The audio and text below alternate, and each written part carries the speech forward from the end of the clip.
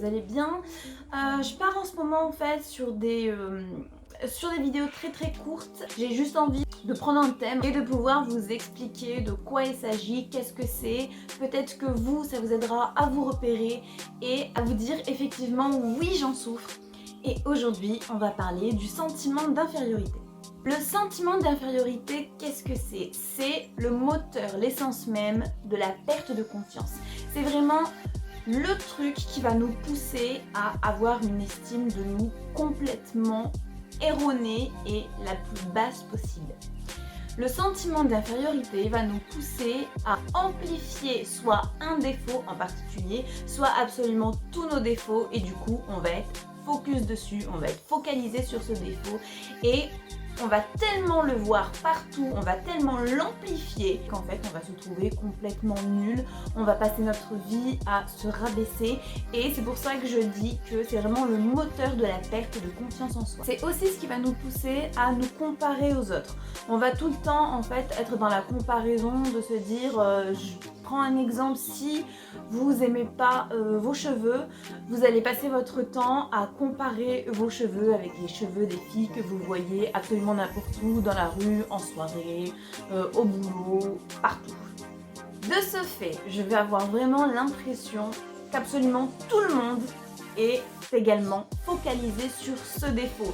Je reprends encore une fois l'exemple des cheveux, mais si j'aime pas mes cheveux, qu'importe ce que je fais, qu'importe où je vais vraiment avoir l'impression que tout le monde est focalisé sur mes cheveux, que tout le monde les trouve moches, que tout le monde les trouve dégueux, et du coup, je vais me dévaloriser au plus haut point. Ça va évidemment pas m'aider si je trouve une fille qui a des cheveux particulièrement beaux.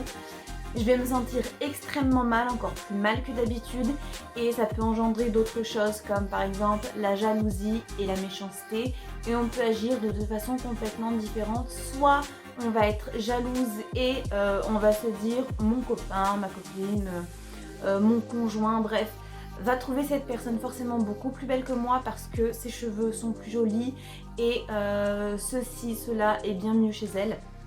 Du coup on va se dévaloriser, on va valoriser l'autre à un point extrême et encore une fois se trouver nul et penser du coup que le monde entier et notre conjoint ou conjointe a cette même opinion, et ça peut engendrer de la jalousie extrême. Ça peut aussi pousser à la méchanceté, c'est-à-dire que on va tout de suite avoir l'impression que nous, on va se faire attaquer pour le défaut sur lequel on est focus.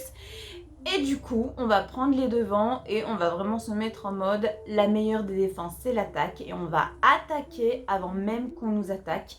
On va soit mal parler à la personne, soit la bousculer légèrement, soit l'attaquer sur quelque chose qui a strictement rien à voir, son comportement, sa taille. On va essayer de faire en sorte que la personne en face se trouve complètement stupide, on va la rabaisser.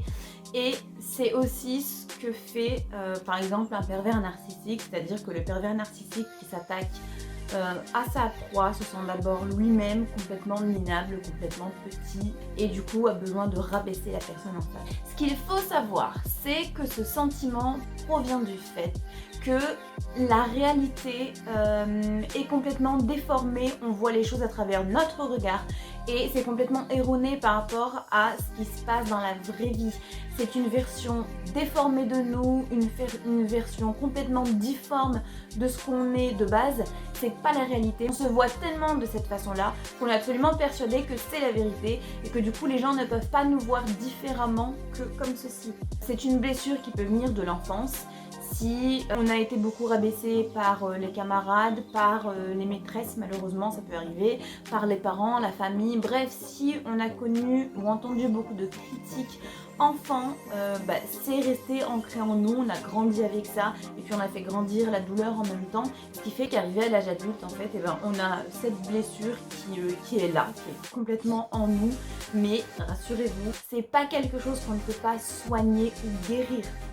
Ça peut aussi venir des relations toxiques, du fait d'avoir une longue relation toxique ou d'avoir enchaîné les relations toxiques. Tout à l'heure je vous parlais des pervers narcissiques. Ça peut être un exemple de relations toxiques qui peuvent pousser la personne en fait à se rabaisser constamment. Et bien sûr, ça peut aussi provenir des expériences professionnelles. si notre patron passe notre vie à nous dire que notre travail n'est pas si top que ça, que on ne pourra pas avoir cette augmentation pour x ou y raison et que ça se répète d'année en année parce qu'on n'ose pas soit pousser un petit coup de gueule, soit changer d'emploi, c'est aussi quelque chose qui n'aidera pas ou qui peut favoriser l'installation de ce sentiment d'infériorité en nous. Il est possible que certaines personnes, comme par exemple les perfectionnistes, soient plus enclins à ressentir en fait le sentiment d'infériorité parce qu'en tant que perfectionniste, déjà de base ils sont toujours sûrs que leur travail n'est pas à la hauteur, ils sont toujours en train de recommencer pour le moindre détail qui manque, en fait ils vont recommencer leur travail, ce qui peut aussi les amener à se dire mince, je suis encore obligée de recommencer, je suis vraiment trop nulle ou alors je suis vraiment pas à la hauteur de la tâche que j'essaie de faire.